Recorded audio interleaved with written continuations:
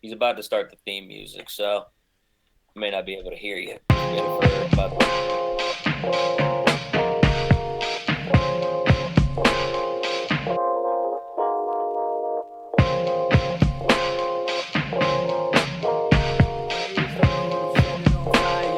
In the booth, just so you knew prior. Everybody riot, organized chaos, nobody quiet. We gon' try a seance. Communication and communion with the world's greatest icon. Station as a human, yet he's listening to my song. Hype John, this that no nigga with the bass and the bang. Make it do, yo, hit you with the 5 elements like 5 elephants. Let him know I'm relevant. I'm heaven sent, telling him we're from a whole nother galaxy. All right, everybody, it's that time again. Happy Tuesday, and welcome here to the Round Table. September 8th, 2020, right here on HamiltonRadio.net, channel HR2. I am your host, John Brecco, and in recent weeks, what we've done is we've had a bunch of one-on-one conversations with comedians. We've had a bunch of them come in groups of like four or five, and just say a whole bunch of ignorant stuff. But tonight's show is going to be a little bit different. I have a guy who's involved in radio as well, and I've wanted to pick his brain on a lot of different stuff. So he is the voice of the Lions at LMU. Been doing that for about 8 years, you said? Yeah. Finished up the 8th season back in March, which seems like a long time ago, even though it wasn't. But yeah, 8 seasons. First of all, congratulations. Second of all, he's also an update anchor for the LA Rams, and he does a bunch of different podcasts of his own, which we're going to get into. This is Jesse KASS right here. So first of all, first thing I want to ask you is, how are you? How have things been through this time? Just how you doing in general? Good, man. No, I'm really happy to be here, and I know we've been, kind of messaging back and forth, and yeah, excited to be here tonight. And no, things have been as good as they can be. We're luckily right here in LA, Playa del Rey specifically, we're, pretty close to the beach. So we got some, open space to be able to go outside. My fiance and our 2-year-old golden retriever, it's pretty much the routine, lots of walks, like I said, trying to do these podcasts and then at least now enjoying some NBA basketball and playoffs and sports coming back. So it's a lot of that, but doing well. Yeah. I do want to ask you first off, is he a dog that like swims a lot, or does he stay away from the water? Oh man, he loves swimming. When he was 1 year old, we tried to get him introduced and he was terrified. We got him like a little swim lesson, and now we can't keep him out of the water. I was about to say it must be hell trying to bring him back. Yeah, no, he's got, he's pretty well trained. He's a good dog. Occasionally he'll run for the water, but usually he'll only go when we tell him. But he's a swimmer for sure. He'll swim all day if you let him. So we got to make sure to keep tabs on that and make sure he doesn't get too tired out there. But yeah, he loves it. Because my mother has this little 10-pound wiener dog. He was 10 pounds anyway. She fattened him up because when she moved to Florida, she started feeding him all like sweet potatoes and all of that. So I think she like tripled his weight. But he loves to swim. If he wasn't as little as he was, they'd never be able to get him back because they're older. So, I mean, I don't even know how after all those sweet potatoes, he just doesn't sink right to the bottom. But it is what it is. He's got surprising athleticism. Yeah. Yeah, right. I do want to get into it right after talking about that fat-ass dog. But, like we said, you've been the voice of the Lions for LMU men's basketball for 8 years. You just finished up your last season. You've got experience in broadcasting in basketball, football, soccer, volleyball, all kinds of different sports. And the thing that, a lot of people may not realize is that when you first start doing commentary for all these different sports, you may not know about it till hours beforehand. You may not know a damn thing about it. Like, I remember, because I've done color commentary a couple of times, and I remember I had to do it while doing camera work. This was for a high school basketball game. And, I just remember not knowing any of the players, not knowing who was who. And I was trying to figure all this stuff out the day of, because that's when I was told I was doing commentary for it. Because I didn't want to be out there like blue shirt just took the ball from orange shirt. No, you just sound stupid. So, I remember learning all this beforehand. You have to be able to learn at least somewhat of an understanding pretty quickly. So my first question is, what was the hardest, sport for you to do when you started doing all these different sports? Yeah, they all have their own unique challenges that they present. I think the one that kind of fits the description you were talking about, at least the first time I did it, was volleyball. Because, in terms of announcing the game versus just watching it offhand, that was definitely the one where I really had to kind of start from the basics, look up what the positions were, what the terminology was, how the point system worked. So that one, before I did it, a week before, whatever it may have been, when I, got the assignment to do it, I had no idea about any of it. So hopefully on that broadcast, it didn't seem that way. But yeah, that one was one of those where it was definitely difficult. Soccer as well, just kind of learning the terminology. Obviously basketball and football and baseball, they have their own challenges as well. But I feel like I have much more, comfort and familiarity with those. So that made it a little easier on those fronts. But like I said, they all have their challenges. Football, you have, a 55-man roster or whatever it is. Yeah. A lot of numbers and names to remember. So that's that challenge. Baseball, much slower tempo and pace. You got to have a lot of stories. And then basketball, much faster, where you're kind of talking constantly. So they each have their own challenges. But yeah, that volleyball one sticks out as remembering, well, I really have to do some research and act like I know what I'm talking about here. Yeah, no, definitely. I agree with you 100%. I was going to actually ask you about, the different paces and how some of the challenges might be for them. Basketball, you mentioned you were talking about all the time. Baseball, you had a lot of stories. It was slower, because all you're doing for a lot of it is just waiting for the guy to pitch the ball, on either side of the inning. Football, I feel like, would be the hardest one because the pace constantly switches. There's the 40 seconds between each play. Then you get everything happening at once. The lineman blocking, the ball getting thrown or run, and that always lasts about sometimes 4 or 5 seconds, sometimes 10. You never really know with the football play. So I had a feeling that football, and the only games I've done, I did a couple games of high school basketball, but I really feel like football would be the hardest one to get a hold of.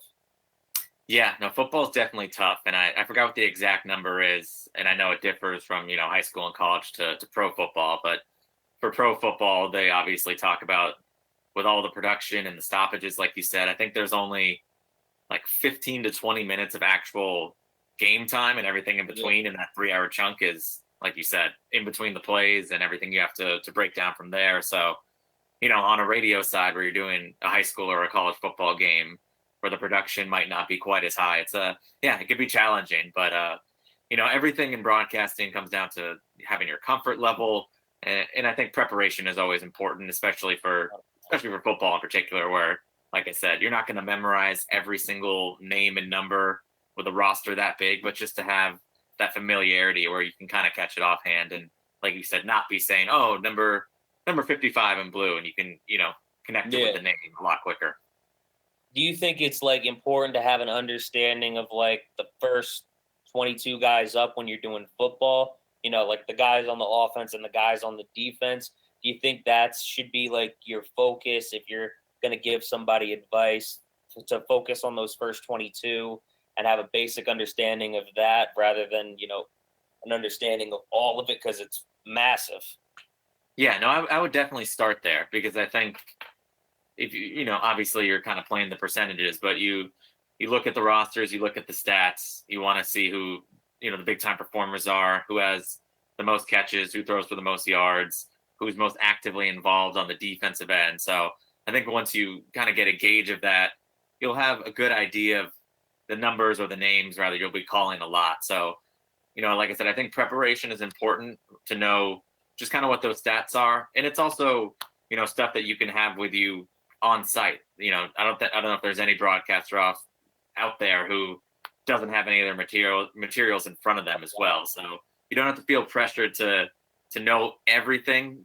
You don't want to be reading a script while you're announcing the game, but just have those stats handy, kind of go over them in your lead up and your work up to the game, and then just be able to reference that when you need it. And I think that's that's an important tool to use when you're broadcasting games.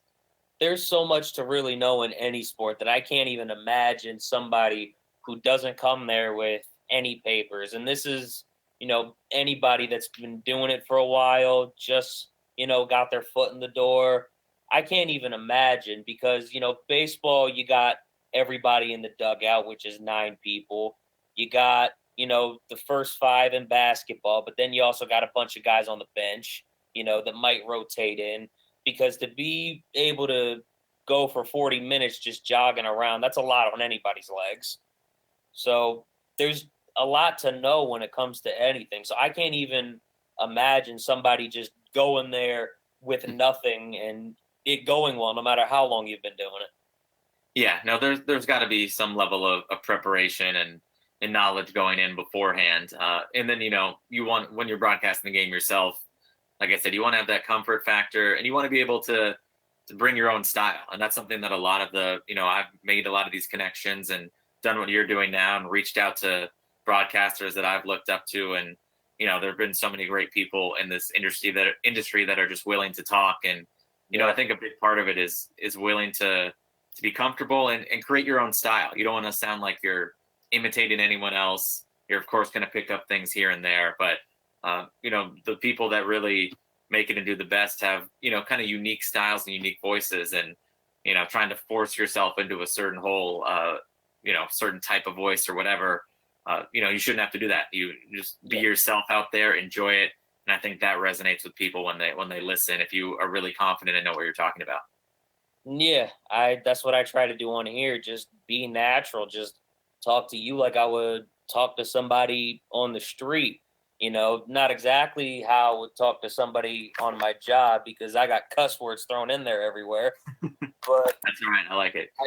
I was going to say, this isn't FCC regulated, so I could if I want to, but I want to try to keep that to a minimum tonight. I want to try to be good for this one. But that's all right. If you need to let it go, that's all right. Usually on air, I'm not allowed to, so I can understand if it's cool. I'm with it if you need to do it. I appreciate it. But I do want to ask because, you've been the voice of the Lions for basketball for so long. Was basketball always your favorite sport? Is it now? And if not, what is it? I'm guessing football because you mentioned that was the sport you were the most comfortable with, and then volleyball and soccer were, in the back a little bit.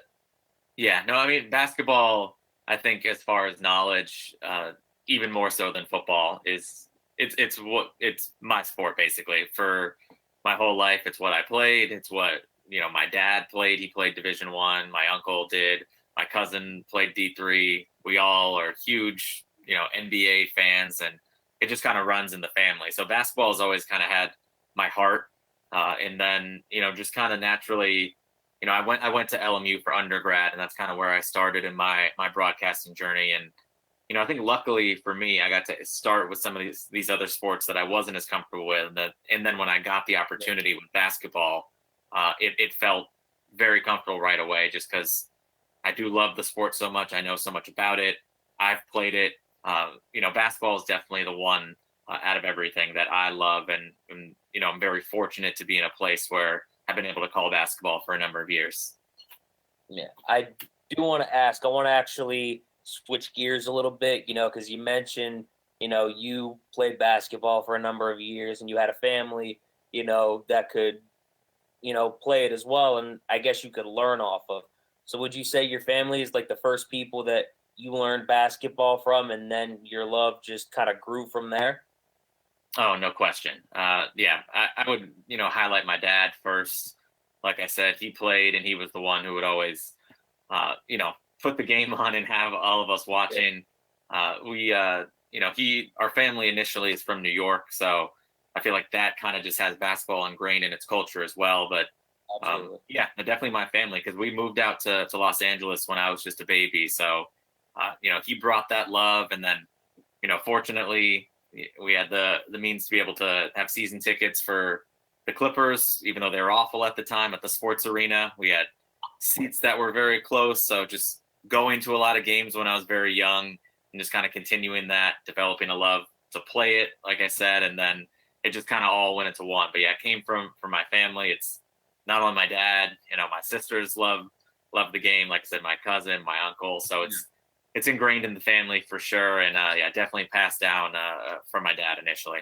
Your family sounds like a basketball team by itself. Sheesh. Yeah, we're a small family, but we can get a 5 out there at least. So it's something.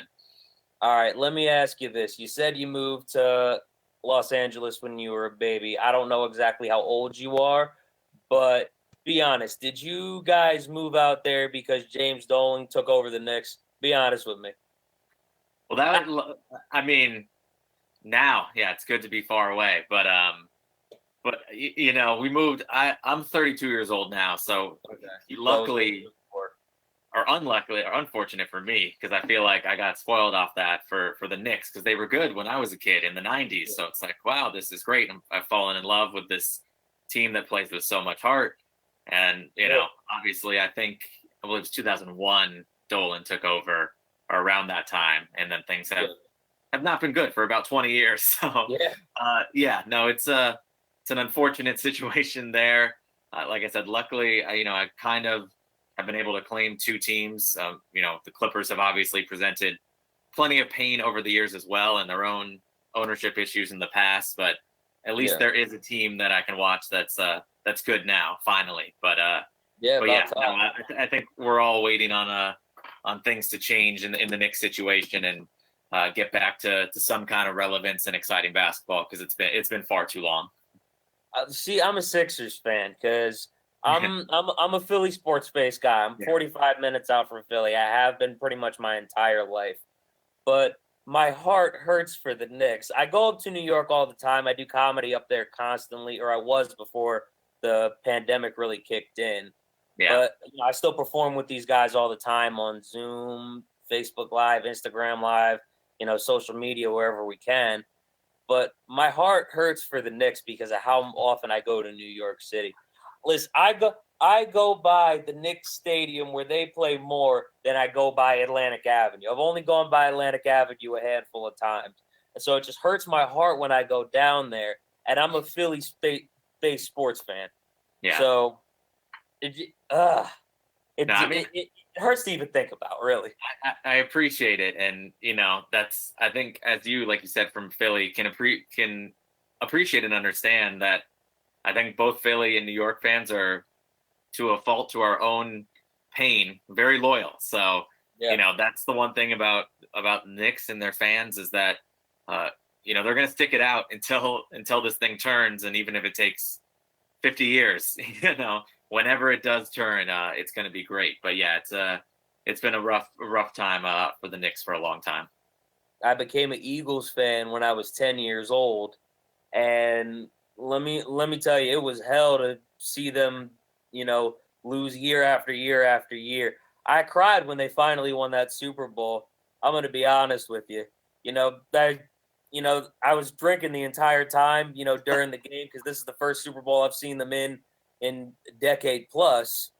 But I was crying, man. It was an emotional night. I got a cheesesteak after in Philadelphia with about 3 friends. So, I think it ended up being all right. Most people are going out there tipping cars, tearing flags down, when they win the Super Bowl, because Philly fans riot.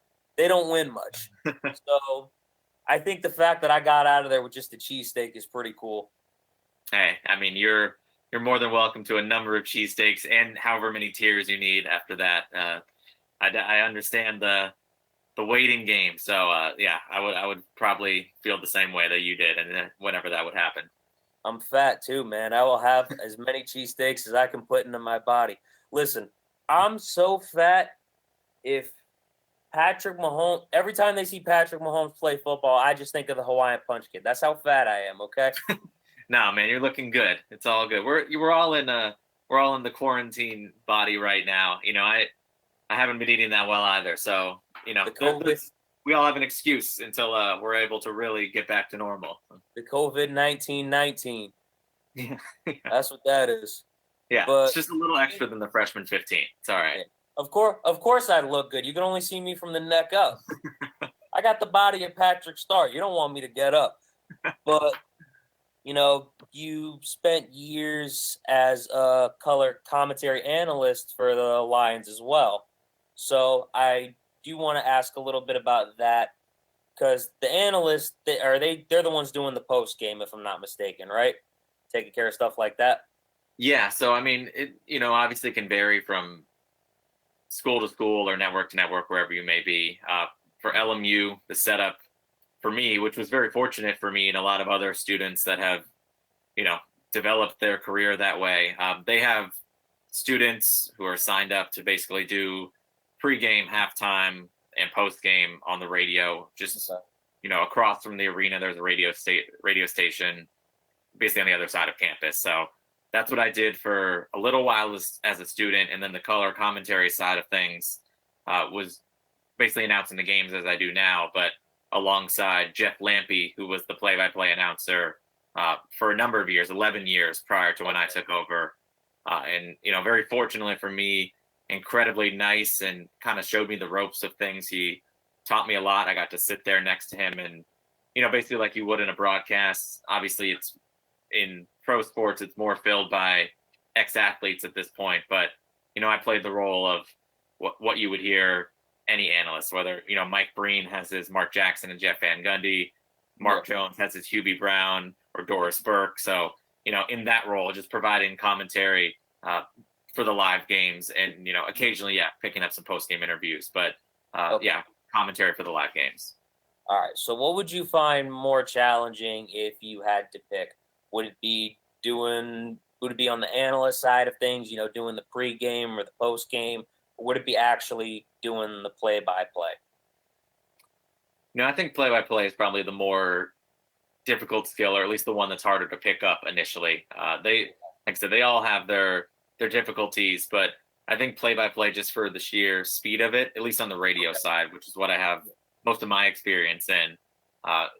For radio, you're not only describing the action on the court, but you're describing kind of directionals. You're trying to paint the picture. So left wing 3-pointer, the teams are going left to right into the front court, down the lane to the basket, all that stuff that you can kind of let the viewers see on television, you're describing on the radio. So I think those are things that you have to learn initially. I didn't know that when I first started, and, kind of picking up from other people, their tricks. And, it can be very intricate, which, could be surprising to some people, but I think play-by-play, has a lot of those intricacies and can be tough, but it's something that I really love. What are some of the tricks that you learned from commentating alongside Jeff Lampy? What are some of the most important things that he taught you? Well, I think, one of the first things he taught me was just kind of his pace, because while it is very fast, you don't want to feel like you're running to catch up with the play. You can kind of, as you're explaining it, let things develop at the same time. And, if a basket's put in while you're explaining something, you can give it the half a second and explain, put in by Williams on the floater, not feeling rushed to necessarily do that. And kind of like I said before, having your own unique style and stamp on things. He was a king with all of his catchphrases and, just his excitement and his enthusiasm. So just, I try not to force any catchphrases if they don't come organically. I think, you could tell his were natural and that he was genuinely excited in the moment. So I just try to kind of to follow on those leads and bring the excitement to the game, bring knowledge to the game. And if there is a catchphrase in there, then, let it fly and pepper it in there whenever you can. You see, I'm a big pro wrestling fan, and a lot of those guys have catchphrases. Jim Ross back in the day going, by God, whenever, something crazy would happen. Somebody falls off a ladder, gets hit Jim with Ross was a great one. Oh, what the hell? Yeah. Yeah. Jerry the King Lawler's got some. Even Mauro Ranallo, he does NXT today. The guy's Italian. You can tell from his name. He goes, Mamma Mia. That one's just awful. But Yeah, some of them don't work, and you try it, and hopefully you have enough sense to know if you do it and it's a bad one, you just kind of ditch it. But sometimes you just got to throw it out there and see if it catches on or not. See, honestly, he's such a good announcer, though. He knows all the moves. He announces a bunch of different things, move for move. He can keep up with the action. So he's so good of an announcer that, the bad catchphrase is kind of negated, if I'm being honest.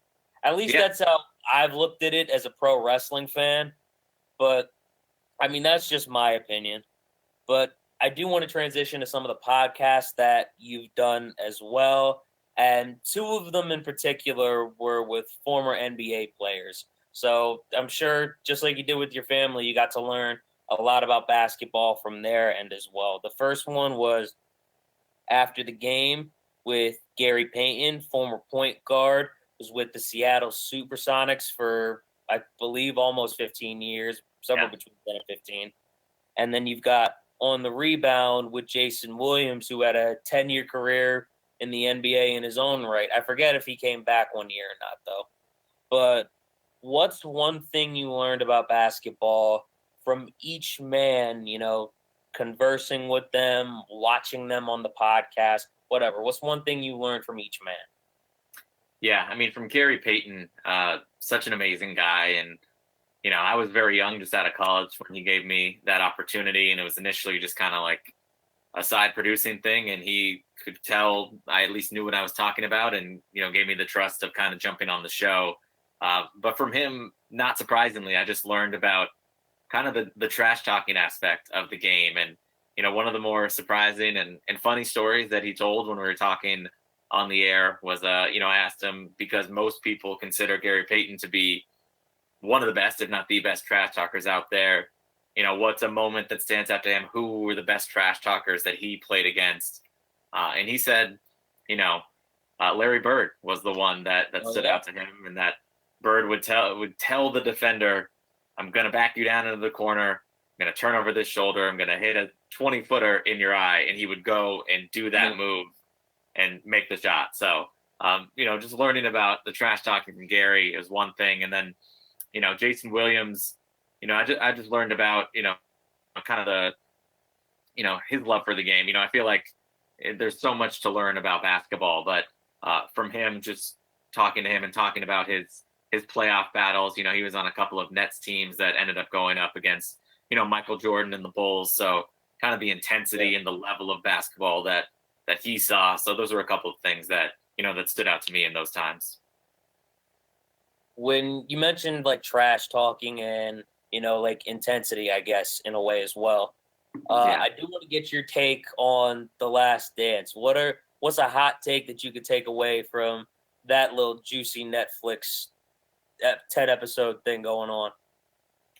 Let's see, a hot take from it. I mean, I guess it could be a hot take now. I don't know if it is. I know there's a lot of people that have, are saying LeBron James is the greatest of all time, but it just solidified in my mind, which I don't think it needed to be, that, and this is no disrespect to LeBron, who I probably have as number 2 at this point, but I think Michael Jordan is far and away the best player of all time. And I was lucky, even though I was young, to get a chance to see him see him in person and watch him on TV growing up. And, it's just such a level of basketball consistently that I don't think we've seen from anyone else, that, there's no hesitation in saying that he's the GOAT. And, I think in all these clips where you saw, if he did lose a game, like the clip where they lost that game 1 to the Hornets, and Michael Jordan swinging the bat in the locker room, the cigar, just unfazed by anything. So, I just think he's the best ever. And it was, that documentary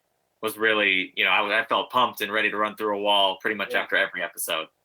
I bet. Honestly, when I saw it, I heard a bunch of, the feedback after, and a lot of the negative stuff caught my attention, which I try to stay away from it.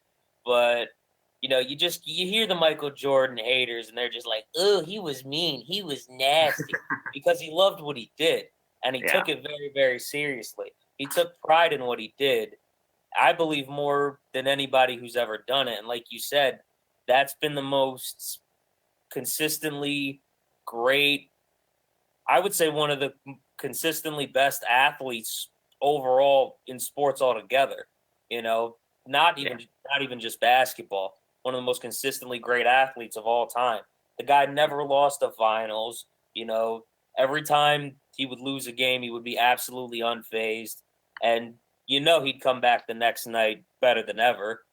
But that kind of caught my attention a little bit. Oh, he was mean. He was nasty. I will give you a hot take that just popped in my mind since we were talking about the Knicks, and that one was the only really painful thing to watch back. 93 when the Knicks were up 2-0. The Knicks should have won that series. That's the hot take. They were there were battles with other teams, but that was the real chance for someone to take Jordan and the Bulls out. 2-0 lead in that series. And then of course the Charles Smith game with all the blocks and missed layups at the end where, they could have taken control. But they obviously ended up beating the Bulls when Jordan retired in 94 the next year and getting to the finals. But 93, they had their shot and they just couldn't quite capitalize. And that's obviously the greatness of Jordan. There's many Hall of Fame all-time great players who were denied championships because of how great Michael Jordan was. You don't see LeBron being that consistent in the finals. for everybody that's on LeBron's coattails, excuse me, check yourself. I wasn't even born the time he was winning with the first three-peat with the Bulls, but I can understand that. There were so many great moments that he had during his time with the Bulls, and even as he was getting older, the amount of the level of play that he was keeping up, even as he was getting to 40. The time with the Trailblazers, especially. But always great, consistent level of greatness, always. Yeah, even in a lot of people make fun of the Wizards years, but he was. I said Trailblazers. Wow. Oh my God. I'm so sorry. That's all right. That's all good. But yeah, those years he averaged 20 points a game at 40 years old after taking, 2-3 years off. So, his level is outstanding. And I think it's great to appreciate greatness no matter where it is. And even if you're rooting against LeBron James, appreciating his greatness as well for how incredible he is and what he's doing at his age. He's still one of the best, if not the best in the game right now. So, whoever you favor, it's just appreciate what you're watching when you watch all of these guys, because it's they don't always come around often. Yeah, I agree with that 100%. Definitely. What'd you think of his baseball career, though? That just popped in my head right now, so I'm curious. That's funny because I was talking with my friends about the Last Dance documentary, and a couple of them, they played high school and college baseball, and that was the part of the documentary that they were critical of. They're like, all right, I don't know if we need to glorify someone hitting 200 in the minors, even if they had been playing other sports. So they thought it was a little generous, but obviously anytime you're trying to play a different sport professionally, just out of nowhere, I'm sure you're going to struggle. That's hard. I don't think he was the best baseball player at that point. It was good that he tried it and went back to basketball, but he's Michael Jordan. He can do what he wants. He tried to be another Bo Jackson. That's what he tried to do. Yeah, exactly. We tried to have another Bo Jackson moment, and it came with success, but limited success. It got him a documentary. Yeah. All right. Yeah. It helped get him a documentary. That's the one thing I will say about it. But I do want to switch to some of the other shows that you've done. You mentioned an online sports podcast that had nearly 7,000 fans on Facebook. You do a monthly talk show, NBA talk show, 3-Man Weave on Brogsnet TV. I didn't find too much on that when I was trying to prepare for the show. So tell me a little bit about the online sports podcast. Tell me a little bit about 3-Man Weave, because that's some of the stuff that I didn't really get to see too much on that I want to know about. Yeah, Listen Up was the sports podcast that I did with my friend Scott Heineman out of college.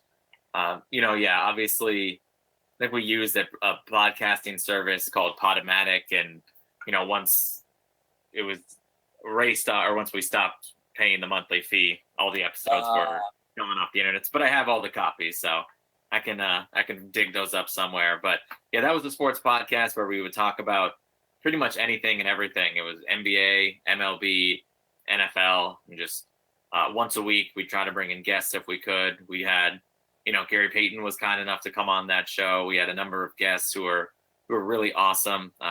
Spiro Ditas, who's doing some of the playoffs for TNT right now. Mike Smith, who did color commentary for the Clippers and now the Jazz. So just a lot of great people coming on the show talking about sports. And then Three-Man Weave. We've been on hiatus, pretty much not doing it during COVID, but once a month talk show, all of those episodes. Just recently, I put those up on YouTube, so you can check that out. Three-Man Weave. You can go to Jesse KASS, my YouTube page, or jessekass.com. It's available on there with all the episodes on YouTube. But monthly NBA talk show, me and two guests. For the most part, my co-host Niken Robinson, who is a great guy. He played basketball at UCLA and Cal. He's actually an actor now, but incredible guy. And we've had great guests on as well. And we have either a beer or wine, and we toast and talk some sports. Just supposed to be like your organic talking with your friends about basketball. So that's Three-Man Weave. Like I said, it was exclusively on BronxNet for a while, but I was able to get those episodes up on YouTube and have them available for everyone out there. First of all, I got two things. I want to say that was a nice job you sneaking that shameless plug in there. I saw that. Second of all, you did a horrible job of trying to sneak past. I could see your back through the screen. I saw that, like, you saw that, like, right in the bottom of it. It was just like a little wave. It was very smooth. If you weren't looking for it, you could be like, oh, I don't know, that was just like some lighting in the background. But it was a great effort, and I appreciate the go in low aspect of it. It was good. It's the pink shirt that I think made the light pop a little bit. Yeah. There we go. Nicely done. Nicely done. I was gonna say that's like about a 4.640 right there. You saw that explosion. Yeah. I love it. That's combine worthy. I would sign up and get signed up immediately. Bro, I saw the arms going with that and everything. Like, there was no wasted motion in that 3-yard run. It was beautiful. That's speed I could never even get close to. So it's impressive. Yeah. I saw the catwalk after that. It's so slow a comparison. And it doesn't help that he's fat too, and he's very wide. So, you just see it like all kind of wiggle around in different places. He's a 20-pound cat. He's a big dude. That's a big guy. He can, we're talking about combine. He can give you a little fullback action. He can give you some linebacker. He's got some build. I like it. Definitely. Yeah. No, because him and my other cat will fight sometimes. My other cat's about 10 pounds. So anytime you see him, just like throw one of these, the way cats do, just smack the shit out of him, it just falls backwards. It's like automatic. And God forbid he actually tries to wrestle him. He's getting tossed somewhere. We're not going to be able to find him for like an hour because of where he gets tossed. But no, yeah. The life of cats and stuff, That's a jacked up cat right there if I've ever seen one. I think he's eating right now. Of course he is. Awesome. Yeah. Well, like I said, I got my man Jack, my golden retriever. He's out there somewhere. He's a good one too. He'll like I said, I don't know, fighting wise, he's a little more submissive. He just kind of gives the paws up and lays down, but he's a good boy.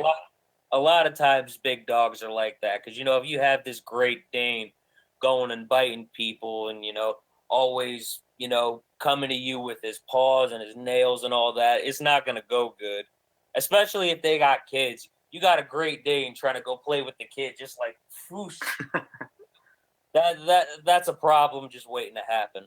Yeah, for sure. You're also an update anchor for the Los Angeles Rams.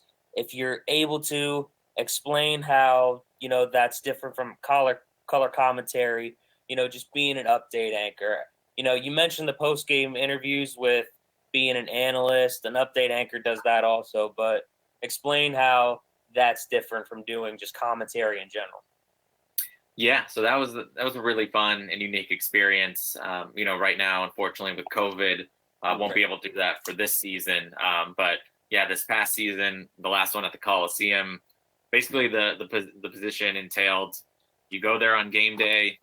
You get your credential, you go up to the press box, and then basically you're sitting there observing, watching the game, kind of taking notes, and whenever there's a touchdown or a key injury, essentially call into to our hotline or number at ESPN Radio and connect with the producers of the show going on there. And they'd say, all right, hold on a minute, patch you into the hosts, and then you basically get your 20, 30 seconds, whatever it may be. They say, hey, we have Jesse KASS with an update on the Rams and the Titans.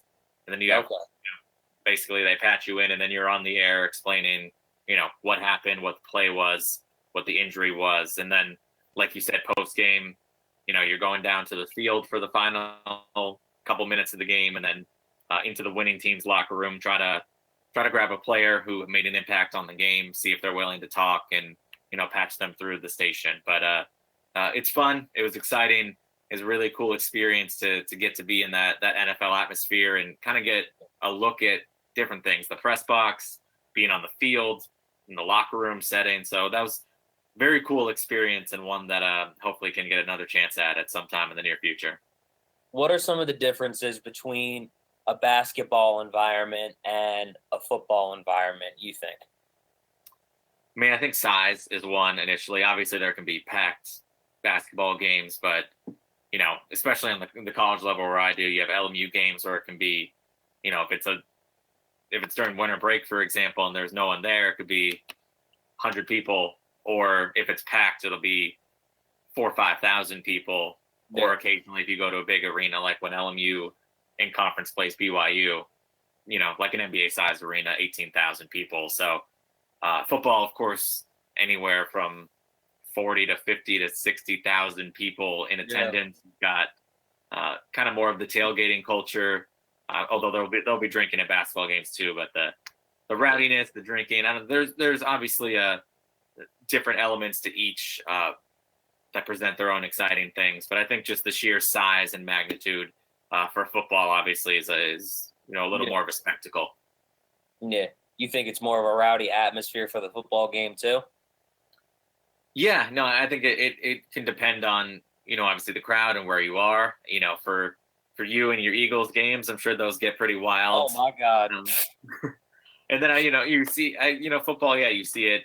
I think, like I said, the tailgating aspect of things kind of can bring that up. And then depending on the game, if it's a rivalry, if it's a close game, if there's fans that are in the same section that have been drinking too much and get into a fight, there's so many things in football that take place. But like anything, playoffs or anything like that, it's going to be more intense in both sports. And, different cities and crowds will be a little bit better than others in different circumstances.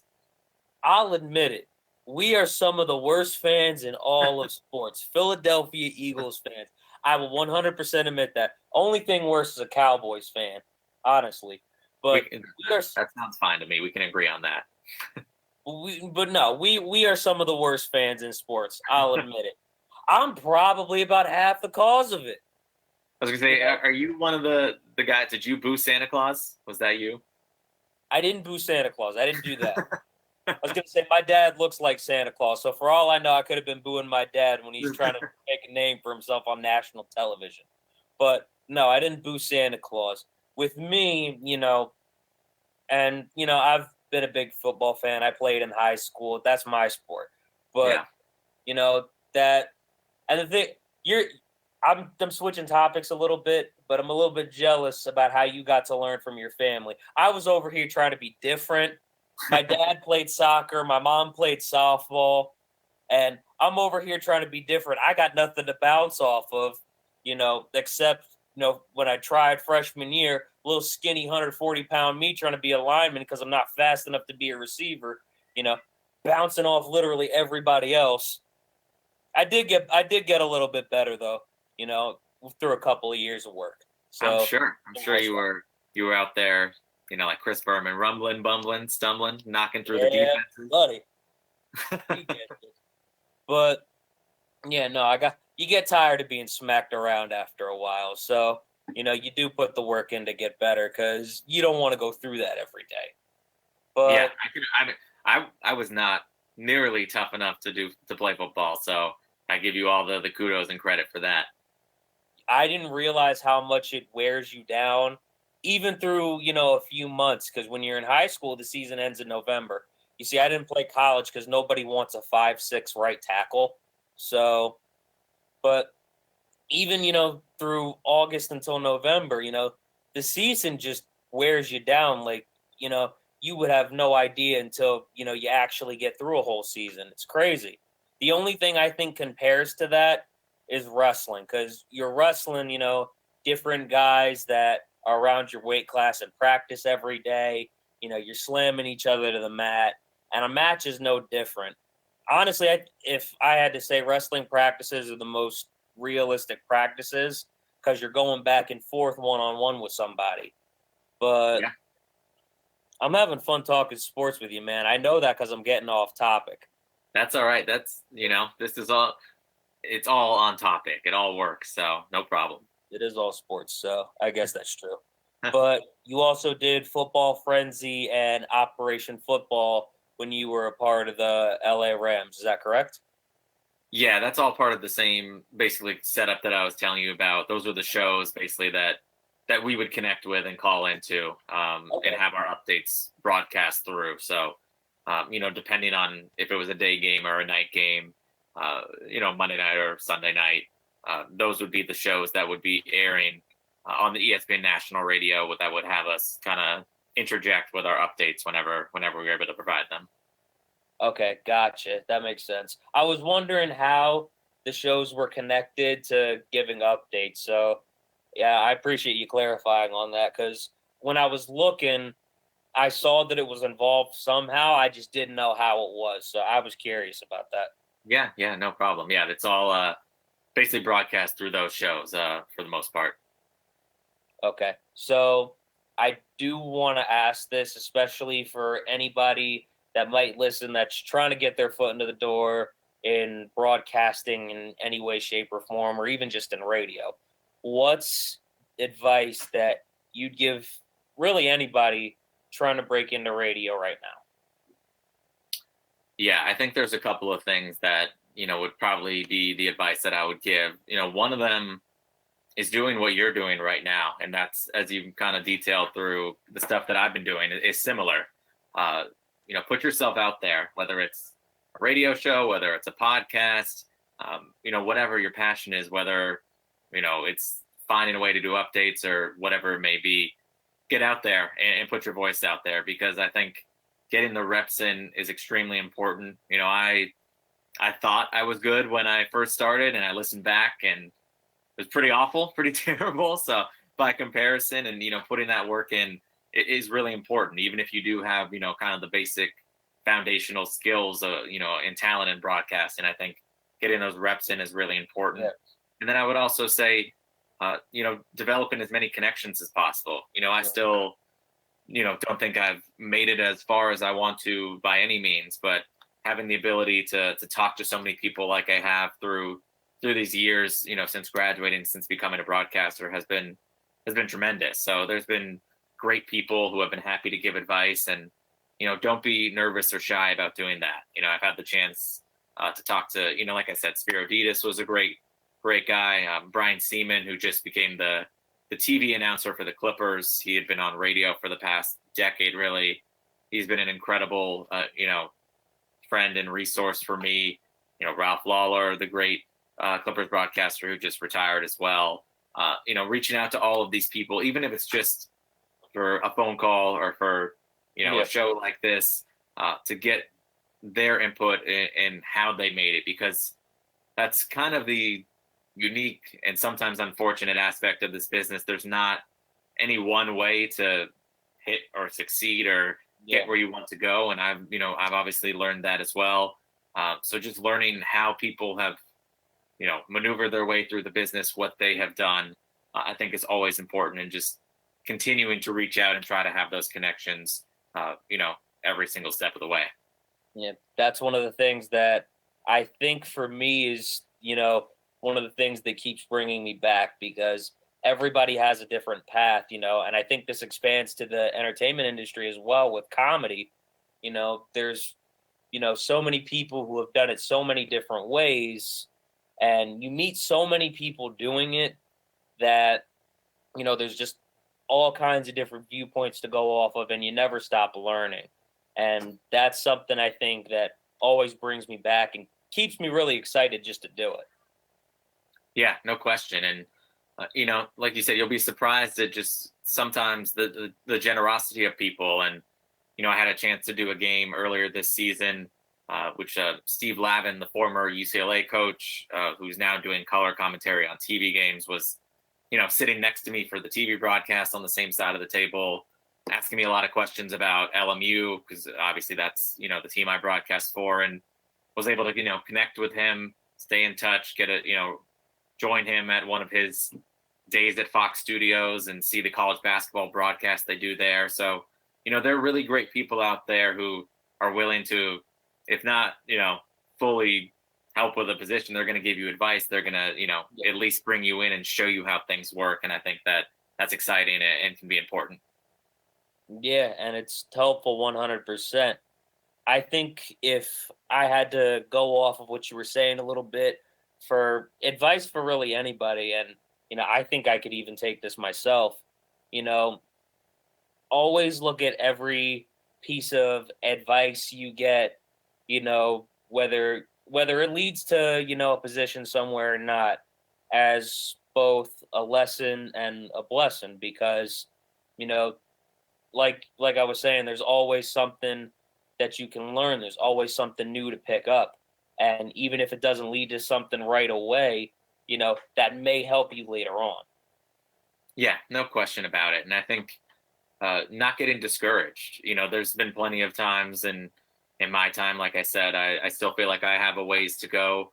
And, Brian Seaman for the Clippers told me this too. There was a year where he made a very small amount of money when he was first starting out as well. And, it can be like that in this business. So if you have supportive family and friends who, know that it's could be tough for a while, but if you're really invested in interested and feel like you have the talent to do it, then definitely pursue it and kind of hunker down and try to get through it. But it's like I said, it's a difficult business, but there's a lot of great people and rewarding things in the business.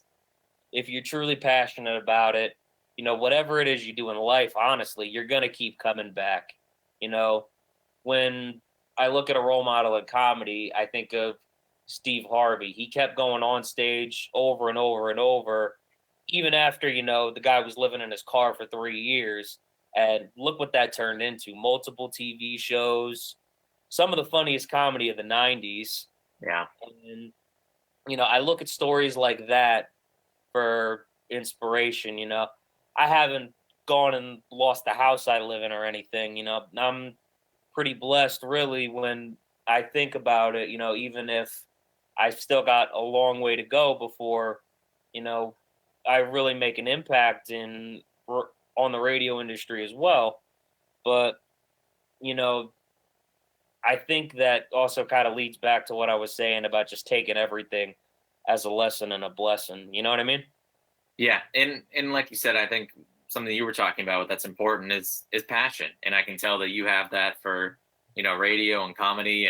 And those are things that are going to take you a long way, because there are, in any industry, there are going to be people that, think they're passionate or feel like they should get somewhere just because they're them. But if you truly have the passion and the desire, then that gives you a great, kind of leg up and step up to get where you want to be. So I can tell you have that. And, you got a great radio personality, a great personality in general. So this has been really cool. And, I would definitely feel encouraged about where you're headed. All right. So I definitely want to ask you a couple of current sports questions before we go. Is that all right? Yeah, of course. All right. Ruben, also, I apologize if I go a little bit over on time. I kind of felt like I over-prepared for this, but it's all good.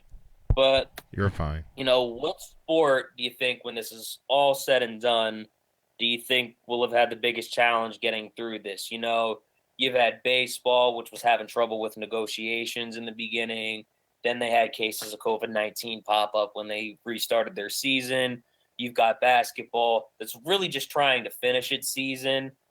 And you've got the NFL, who's been dealing with this since the days of the 2020 draft, which they had to do virtually, like a lot of things have had to happen this year.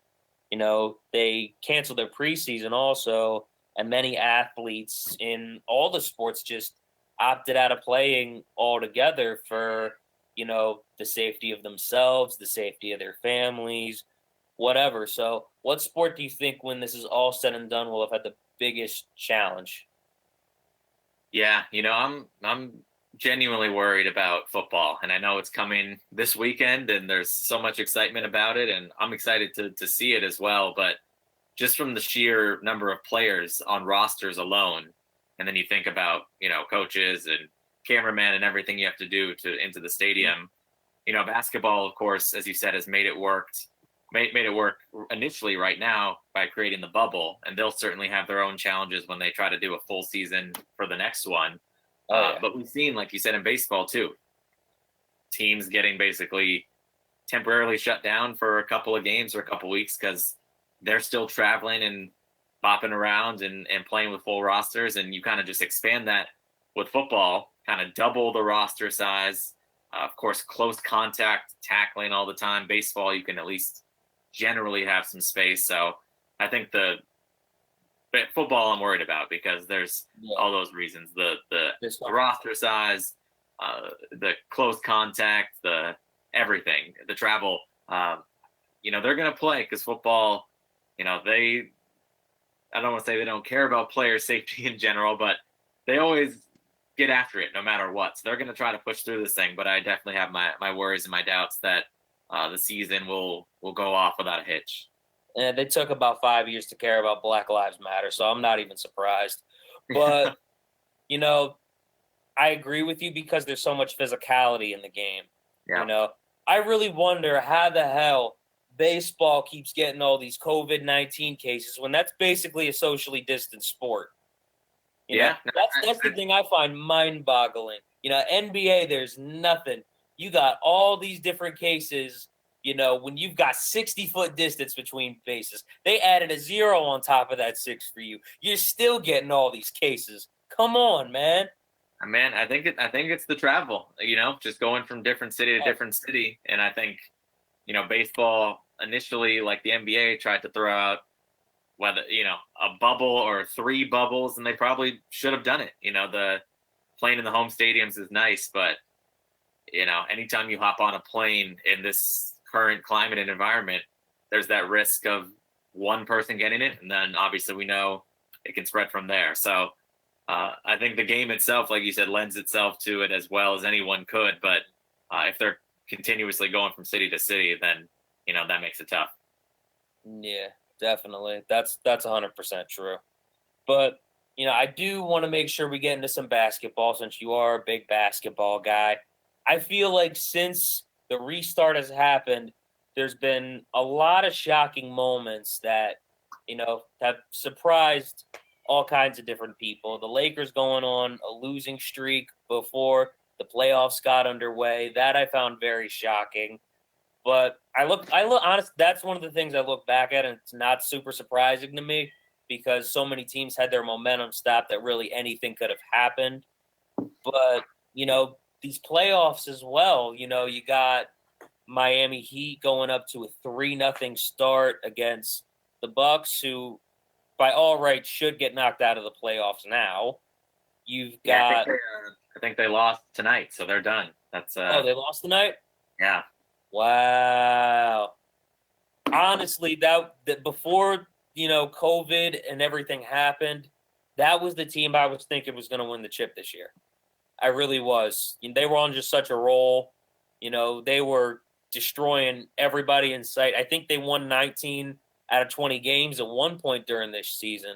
So, it's crazy that they're the ones out, especially with how Giannis has looked all year. Yeah. Obviously this most recent game, Giannis did not play with a sprained ankle. So, that made it tougher on them, but they so they just got outplayed in that series, and that was a big surprise to me too. I did think it would be a really competitive series, but with how good the Bucks had been all year long, I kind of thought this was their year to get out of the East. Everything kind of seemed to be falling into place with, Kawhi Leonard going from the Eastern Conference to the West, and of course LeBron not being in the Eastern Conference anymore, and Boston, who is obviously still very good, could potentially in a normal circumstance feel like they're a player away, but the Bucks, I think it just reemphasizes how much of a difference there is between regular season and playoff basketball, because the Bucks just dominated the regular season so much. When the game kind of grinds in the playoffs a little bit, teams can pack the paint a little more, make it tougher on Giannis, and force these other guys to beat them. It obviously made it tougher, and that was a big surprise for me. The Phoenix Suns doing their 8-0 in the bubble was certainly a surprise as well. But as far as, playoffs, the Bucks thing was the first real kind of shocker for me. Everything else feels like it's kind of gone according to plan, at least for the teams that are remaining. But it's been fun. I think I've been also surprised just how high the quality of basketball has been. I've really enjoyed it. It feels like just watching a normal game, despite, the no crowd. The level of basketball has been amazing. So I've been loving it. First of all, you mean the cardboard crowd and the automated cheering. Yes. Bro, no cardboard crowd, the virtual fans, and the automated cheering. This is my hot take on baseball. I'm going to switch it up for a second, and then we're going to get back to this. Here's the thing with baseball. If you have become a fan of baseball in the past 40 years, that is the first time you have heard that much cheering in your life. Honest to God. Because I feel like baseball is kind of taking a step down from being a main sport. I almost feel like football or basketball is one of America's pastimes now. But that's another thing. That's going to be weird when football comes back. You see this big-ass stadium that can fit 60,000 people, and you got all these cardboard cutouts and automated cheering. In that big of a stadium, you got all that going on with no fans. That's going to feel that in a way, it's going to feel weird to me. Also, I want to say, because pro wrestling also did something, WWE, they did something, where they have a lot of fans watching online, and they'll kind of put their pictures like up on a screen, and they'll be going like all the way around. And you hear automated cheering there as well. For WWE also hasn't heard that much cheering in about 10, 15 years. I want to say that right now.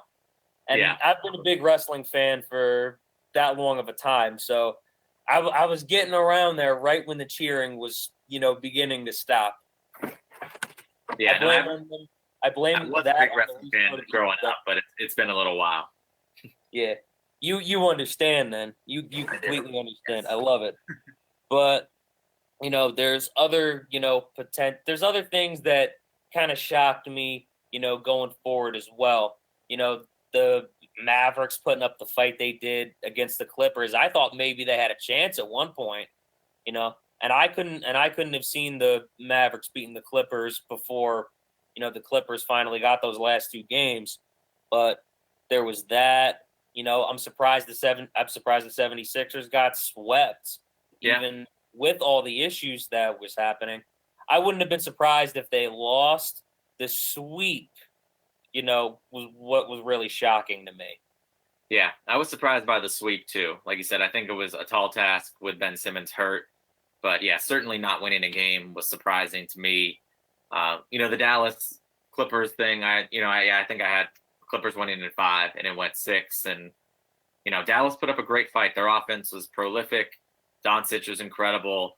And I think you saw the Clippers, a couple of things. Missing Patrick Beverley, who, a lot of people don't realize how important he is to that team. Their record when he doesn't play is just about 500 when he does. They're, among the best in the league. So they missed him.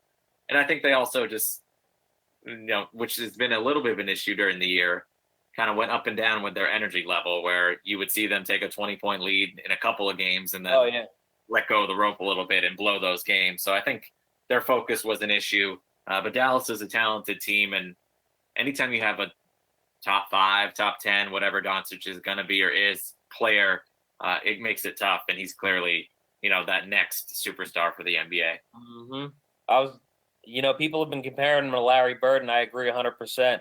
I would like to see a little bit more trash talking, like we mentioned before, if we're going to compare him to Larry Bird, though. You're right. He's one of the best trash talkers, if not the best to ever do it. We talked about Jordan, too. I'd put him right up there with Larry Bird. But I would love to see Doncic just start talking trash to everybody. I feel like that would be beautiful. But I think it's coming. He's a young guy. I think so? we've seen it before a little bit. He loves to scream and one and complain about every foul call. So I think it's in there. Just gonna channel it into trash talk. Yeah, it's got to take a few more years for him to get comfortable. Like you were saying, he's got to get his reps in. Yeah, absolutely. Got to get his reps in 100%. Any in every profession, got to do it. But he stepped up. Jimmy Butler stepped up for the Miami Heat, 100%. I do want to ask this also. Do you think the Rockets have a chance against the Lakers and the Raptors maybe against the Celtics? Do you think those two teams have a chance?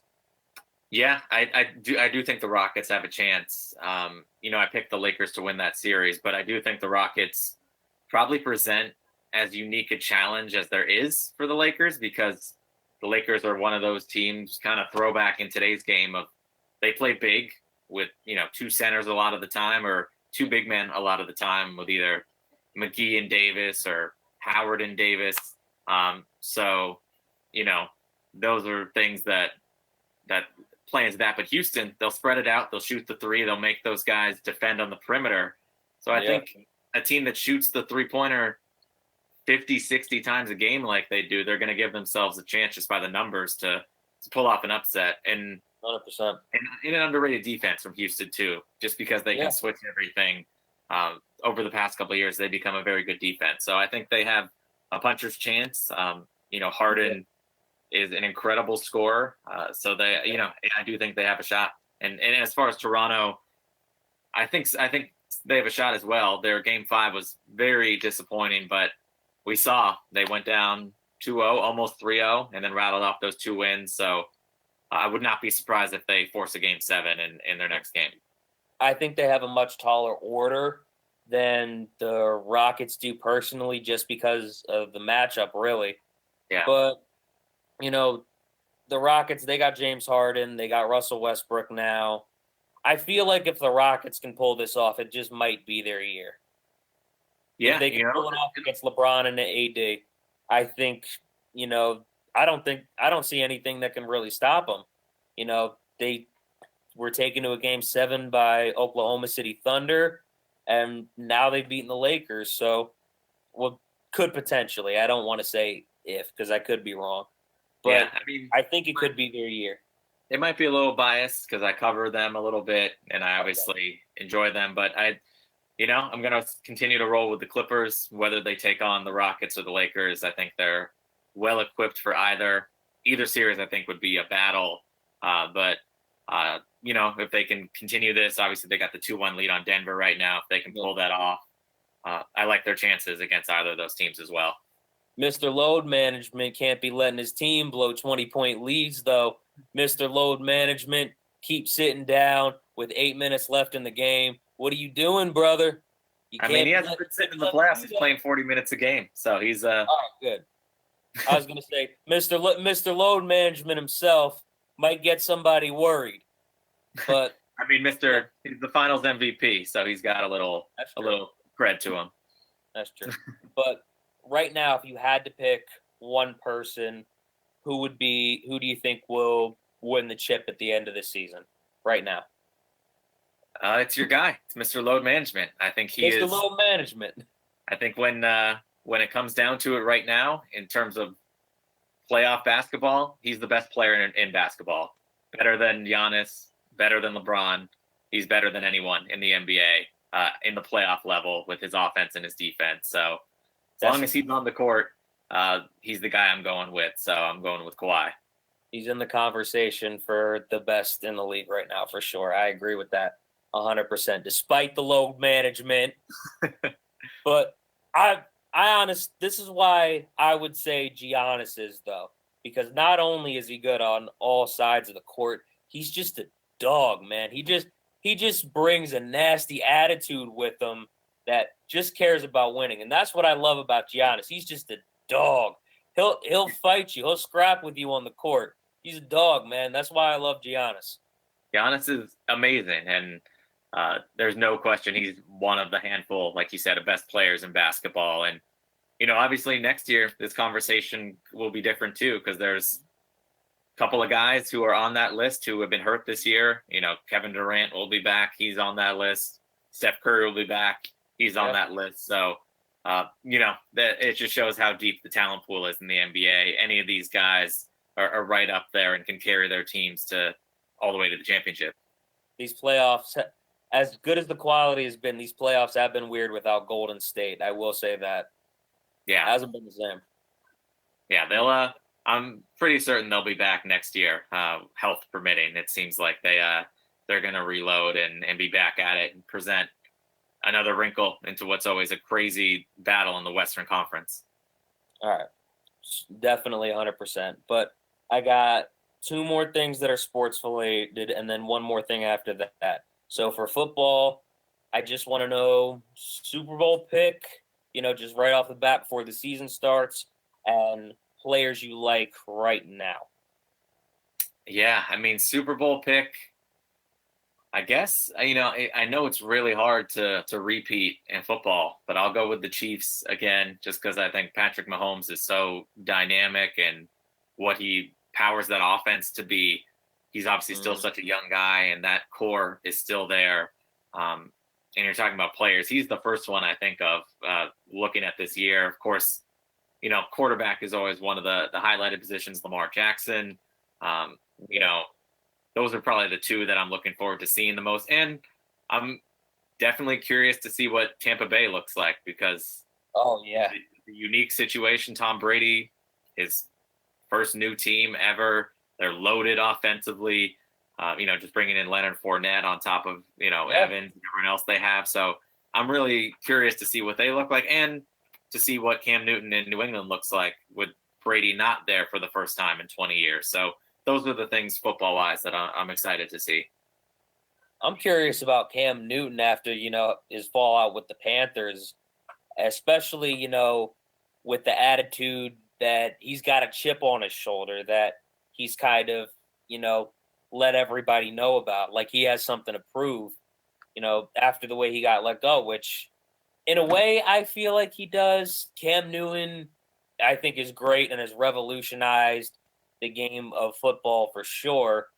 And I think Lamar Jackson is the next guy to do that with his athleticism, the way Cam Newton's done that. But, I definitely feel like he has something to prove this year, 100%. Yeah, you're talking about a former league MVP. So someone who I'm sure has a chip on their shoulder after essentially being told by his former team that they don't want him anymore. So I'm sure he'll be ready to really put out as strong an effort as he possibly can. Yeah, I am curious to see what Tom Brady is going to look like as well. I'm sure, now that he's got weapons, he's going to look great for another year or two, as long as he's got, what he needs behind him, which the Bucs have done a good job in making sure of that. They have a decent defense as well, on top of all the different weapons they've got on offense. Leonard Fournette, I'm excited to see what Rob Gronkowski is going to do as well. Especially after taking a year off and, being able to rest, being able to recover. See, he was getting tackled constantly throughout the 7 years of his career, running guys over, to falling down on comfy ass mats over at WrestleMania. That's stuff Vince McMahon is able to do. Vince McMahon is 75 years old. That's stuff Vince McMahon is doing. That's true. He's still at it. He's doing the same thing as a 75-year-old man. But no, I am excited to see what Rob Gronkowski is gonna do, definitely. But yeah, I am too. I am biased. I do have to pick my Eagles. I'm one of those guys who picks their team every year, even if they go 0-16 over here looking stupid. Yeah. But I do always like to say if I wouldn't pick the Eagles because, I can't just be basic and go with my team all the time. But I honestly agree with you on this. I think, you know, the Chiefs just have such a dynamic offense that, I don't see a lot of ways to stop them. They haven't really found a way to, stop Patrick Mahomes from being able to score in any game he's played. I think there was maybe one game where they scored less than 20 points, and that was really it. Yeah. But, you know, that's the thing. I don't see any way that you can stop Patrick Mahomes, and I feel like all these teams have tried and just haven't been able to do it.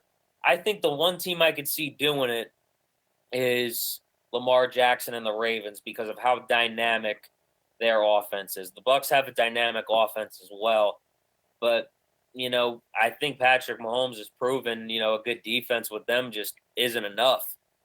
And Yeah. I really,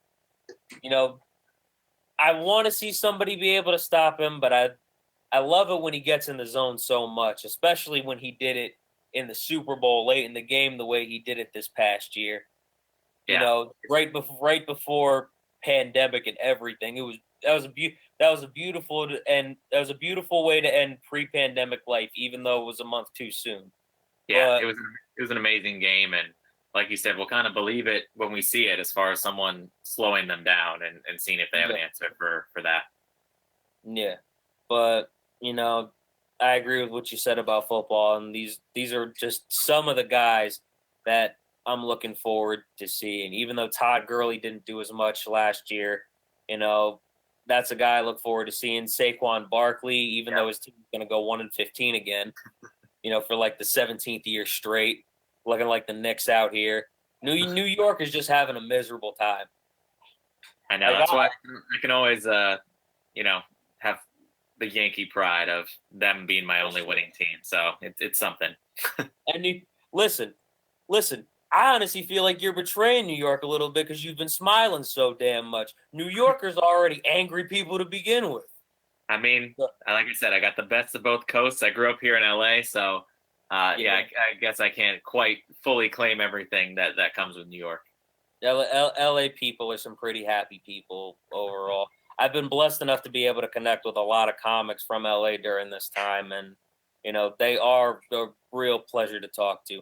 New Yorkers are great as well, but they do like to get angry sometimes. Yeah, I love them, but that is true. Different lifestyles, different cities. I know how it goes. Yeah, I was gonna say, like you said, you got the best of both worlds. You're like Hannah Montana from the Disney Channel out here. But I do want to get one more thing before we end the show officially. Do you think we could just get a sound bite for the show? I can maybe play it before one of the shows goes on air. If you could just basically just say, "Hey everybody, this is Jesse KASS, and you are listening to the Roundtable on Hamilton Radio." You think that would be cool? Yeah, of course. All right. So I'm assuming you got all that.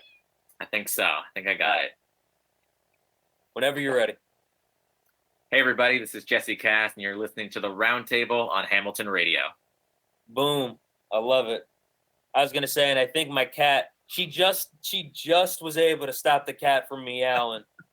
She's feeding him his wet food right now, and she just gave him his medicine and everything. So he's been a little asshole for the past minute and a half. So she stopped it just in time. That was clutch. I love it. If the soundbite is me featuring your cat, then that works too. Throw it on there. I'm sure the audience will love it. Yeah. Oh my God. Yeah, no, you stopped that just in time. That was clutch. Just like Mr. Load Management, right? Yes, absolutely. Mr. Load Management. You love that man. But I do want to say thank you for coming on. I appreciate it. I really had fun with the conversation that we had. I definitely hope to have you back on again. And I did put in a pitch for a pro wrestling podcast for Believe. They did get back to me, and they didn't really give me a time to set up a call, even though I gave them my availability. But I definitely hope to work with you in the future 100%. And I hope to have you back on here. So once again, thank you for coming on the show. I really appreciate it. Yeah, thank you for having me. And yeah, definitely would love that and hope to look forward to that in the future. But yeah, we'll definitely stay in touch and love to do this again. And yeah, thank you again for having me on. All right, everybody, this has been Jesse Cass here on the Roundtable on HamiltonRadio.net, channel HR2. We'll be back same time, same channel next week. Deuces, everybody. Nobody quiet. We gon' try a seance. Communication and communion with the world's greatest icon. Station as a human, yet he's listening to my song. Hype John. This that no nigga with the bass and the bang. Make it do, yo. Hit you with the 5 elements like 5 elephants. Let him know I'm relevant. I'm heaven sent, telling him we're from a whole nother galaxy. I'm actually born from the static sea. Ass to be crazy. I'm trying to be amazing. Next big thing kinda has a nice ring. Bada boom, bada bing. You love it when I go off when you're so lost and it's so awesome. I get it cause I am from where the stars from. I'm Martian, the boogie down's the motherland. Cool arcs the overlord and we are just a cover band.